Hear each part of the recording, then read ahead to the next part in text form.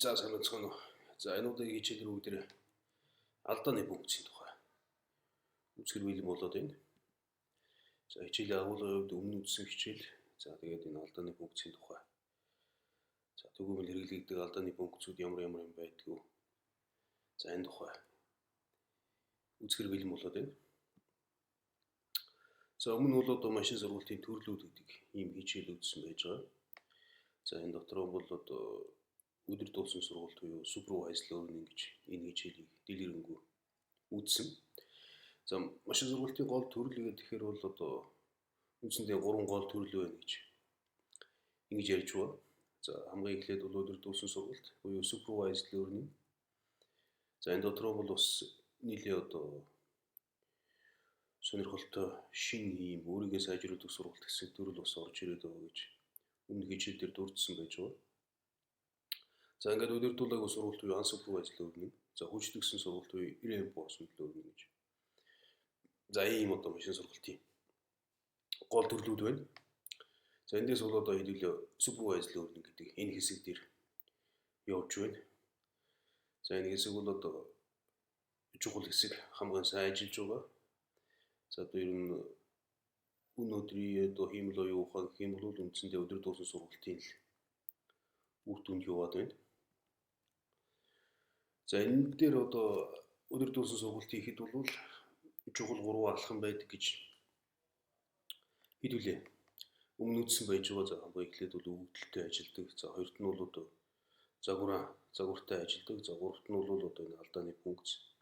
Дээрээс нь бол одоо оновчлол optimization буюу сургалтын энэ алгоритм ийм 3 юм байдаг гэж одоо үзсэн байж байгаа. За энэ 3 дахь хэсэг буюу одоо алдааны функцийн тухай энэ удаа мэддэг болох нь. За удирдуулсан сургалтын хувьд бол одоо хамгийн алдаа багтаагаар машин сургах нь бол одоо гол зорилго. За хүний сурах үйл явцын хувьд ч гэсэн одоо бид бол одоо хамгийн бага алдаатайгаар хамгийн сайн юмыг сурахыг бол одоо эрхэм билдэг. За энэ бол одоо адилхан ойлголт байна. За ингээд алдааг бол одоо хэр байгааг бол үнэлдэг одоо бидний аргууд байна. За одоо тухайлбал шалгалт авдаг юм уу, сорил авдаг юм уу, тест өгүүлдэг юм уу. За ингээд одоо хэр их алдаж яах гэдгийг бол бид нар ийм үйл явц процессор бол одоо илрүүлж үнэлдэг байж байгаа. За одоо 90% дээсэн байх юм бол 90% дээ авлаач гэдэг юм. Ийм байдаг. За мөн машин сургалтын одоо үндсэн тодорхойлолт ёсоор бол одоо алдаа гэдэг юмыг бол хэмждэг ийм механизм байх ёстой гэж машин сургалтын дээр тодорхойлолтын дээр өмнө хэдүүлээ үзсэн байж байгаа. За тэрний тухай бол одоо энэ алдаа гэдэг юмыг ингэж дэлгэрүүлж үзэх гээд байна. За энэ бол одоо email 3 буюу одоо машин сургалтын 3 дугаар алхамтай холбоотой ийм хэсэг байна. За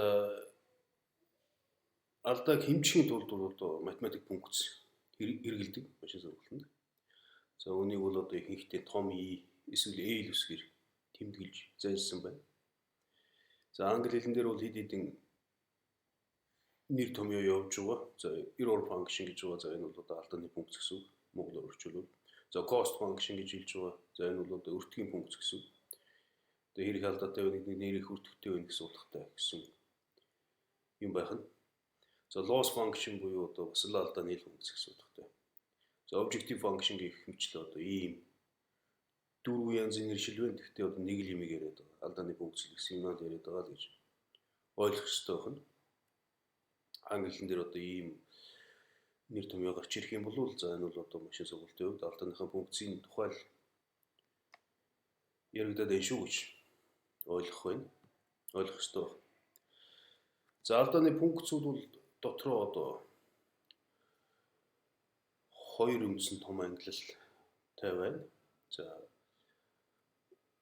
энэ supervised learning-ийн хувьд бол үндсэндээ 2 үндсэн тааск л одоо хамгийн доод түвшиндээ хийдэг гэж ингэж хэдүүлээ үзсэн байж байгаа. За нэг нь бол одоо эргээс нөгөөх нь бол classification буюу англи гэсэн ийм 2 таскыг л хийдэг. За энэгээр л одоо энэ хиймэл оюун ухаан ажиллаад байна гэж одоо үндсэндээ ойлгож байна. За энэтэй холбоотойгоор алдааны функцийн үндсэн төрлүүд гэдэг юм бол одоо регрессийн алдааны функц, за ангиллын алдааны функц гэсэн ийм үндсэн хоёр төрөлтэй байна. За ер нь энэ алдаа гэдэг юм одоо хаанаас гарч ирээд за ер нь ямар ойлголт яваад байгаа гэдэг дээр бол өдөр дуусан сургалтад бол заавал лейбл гэдэг юм тавина гэж хэдүүлээ үзсэн. За өдөр дуусан сургалтыг сурахын тулд бол өгдөл гэдэг бол заавал лейбл гэдэг юм тавина. За энийг бол одоо өмнө хичээлүүдээр үзсэн байж байгаа. За энэ лейбл гэдгийг бол бодит утга гэж хэлж болно. За шошиг гэж мөн хэлсэн. За товч хариуч гэж хэлж болно. За энийг бол одоо бид нэр лейбл гэж яриад байгаа. За энэ дээр өмнө хичээлүүдээр бол одоо жишээ нь үл хөдлөх хөрөнгийн үн тогтоодог ийм жишээ. За тэрний одоо үн нь бол аль хэдийн өгөгдсөн. За тэрийг лейбл гэж хэлж байгаа гэж ингэж үзсэн байж байгаа.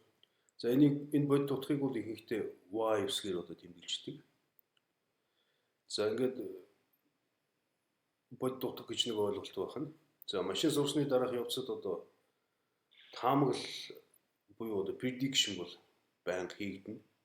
За тэгээд энэ prediction хийж байгаа утгыг бол таамаглаж байгаа утга буюу за y малгайтай гэж, y малгайтай гэж ингэж хэлж байгаа. За y hat гэж одоо англиар хэлдэг. За энэ бол одоо тэр y гэдэг үсгийн дээр малгай шиг юм тавьчаа. За энийг y малгайтай гэж хэлээд байхад. За энэ бол одоо таамаглаж байгаа утга гэсэн.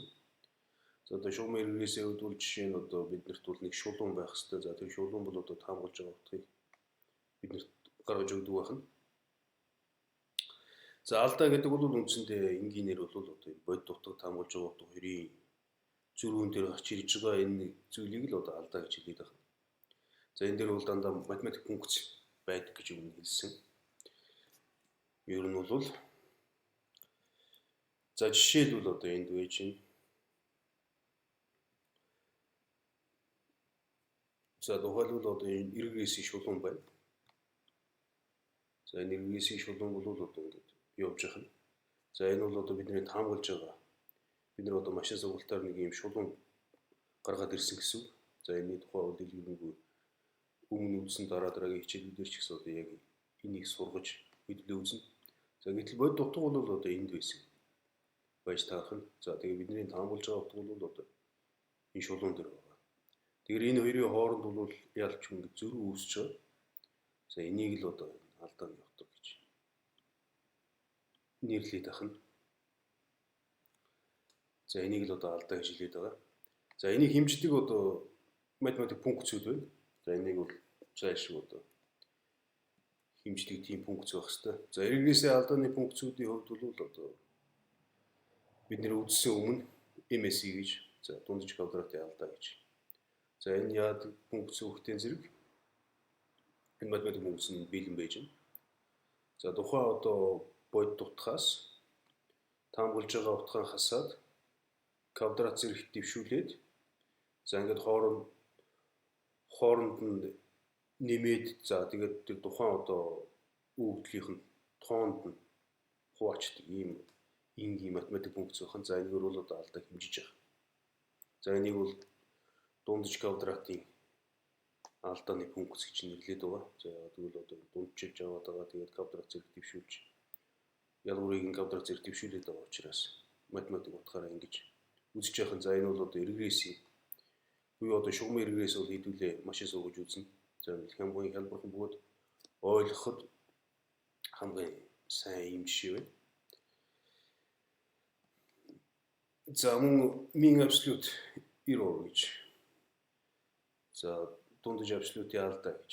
Ийм L1 гэж бас тэмдэглэдэг. За мөн ийм математик алдааны функц байна. За энэ бол мөн л одоо энэ шугамын регресс түгээмж хэрэглэгддэг ийм алдааны функц байна. За энэ бол одоо absolute утгыг авчдаг байна. Тийм учраас тэгээд одоо дундчд нь хуваачдаг учраас ингэж нэрлээд байх нь mean absolute error гэж нэрлэж байх нь. За энийг бол одоо мөн L1 алдаа гэж ингэж нэрлэгдэх байх нь. За энэ y малгайтай гэдэг бол одоо бидний таамаглаж байгаа утга, y гэдэг нь бол одоо бодит байсан утганаа л гэж ингэж одоо ойлгох нь. За дундаж баясын алдаа гэж ийм бас функц байна. За энэ бол одоо шууд зүгээр хооронд нь хасчдаг юм байх нь. За тэгээд үндчийг авчдаг. За энэ гурван функц бол одоо энэ шугам эргээс ихэд алдааг нь хэмжихэд бол түгээмэл хэрэглэгдэх юм жишээ байна. Гурван математик алдааны функц байна. За английн алдааны функцийн хувьд бол одоо support vector machine гэж юм бол дээр үед одоо энэ deep learning энэ төр гарч ирэхээс өмнө бол бас нэлийн судлагдж байсан. За энэгээр бас нэлийн юмнууд хийж байсан ийм англи байдаг support vector machine. За энэ support SVM laws гэж ийм математик функц байна. За энэ бол англи хийхэд бол одоо жишээ support vector machine гэж тэр англи хийхэд бол түгээмэл хэрэглэгдэх ийм алдааны функц байна. За энийг мөн engine loss гэж multi-class SVM loss гэж нэрлэдэг байна. За англи хийхдээ бол одоо үнэлгээ гэдэг имийг гаргадаг байна. Тухайлбал одоо зөв ангилд орж байгаа өгөгдлийн үнэлгээ бол буруугаас өндөр байх ёстой гэсэн. Ийм үнэлгээ гэдэг ойлголтыг гаргаж ирээд за энэгээр бол одоо алдааг үнэлдэг байна. Хилдэг байна. За энэ бол ямар алдаатай байгаа вэ гэж. За орчин үед хамгийн их түгээмэл хэрэглэгддэг. За одоо англи хэлгээд хамгийн хэрэглэгддэг функц бол энэ cross entropy loss гэж. За зарим үед бол negative log likelihood гэж хэлдэг байна. За энэ ямар юм бэ нэ хүүхдийн зэрэг яагаад одоо негатив гэдэг байгаа хүүхдийн зэрэг удаа хасах тэмдэгтэй. За тэгээд мөн log гэдэг байгаа хүүхдийн зэрэг логарифм функцийг ашигладаг байна. За энэ y гэдэг бол одоо бидний бодит утга гэсэн үг.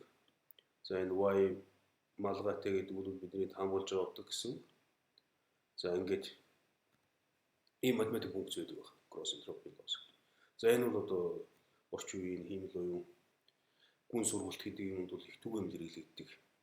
За энэ англи гэдэг юмар бол одоо ихэнх асуудлыг шийддэг ийм байна. За энэ удаагийн хичээлээр бүгдээ алдааны функцүүдийн тухай үзлээ. За одоо эдгээрийг юм бол хэдүүлээ лаб дээр яг хэрэгжүүлж үзэх хэрэгтэй байж байгаа. За одоо жишээ нь cross entropy loss гэдгийг одоо хэрхэн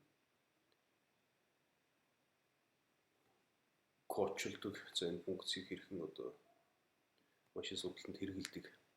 За энэ тухай бол одоо лаборатори дээр кодлж үзнэ.